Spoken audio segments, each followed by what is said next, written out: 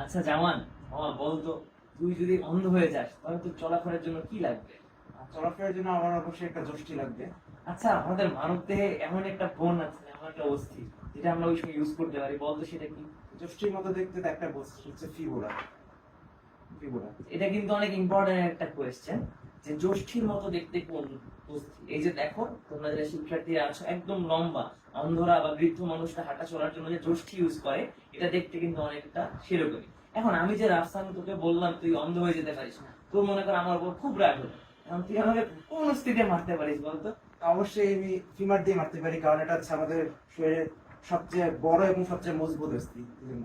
এই ফিমার হচ্ছে আমাদের দেহের সবচেয়ে লম্বা এবং সবচেয়ে শক্তিশালী এবং মজবুত অস্থি। এটা দিয়ে যদি কাউকে মাথায় মারা হয়, তার বাঁচার সম্ভাবনা খুবই কম। তাহলে আমরা এখান থেকে দুইটা খুবই ইম্পর্টেন্ট কোয়েশ্চেন জানলাম। একটা হচ্ছে যষ্ঠির মতো দেখতে কোন অস্থি? ফিবুলা। এবং দেহের সবচেয়ে লম্বা এবং সবচেয়ে মজবুত অস্থি কোনটি? ফিমার। আশা করি তোমাদের সকলের ভালো।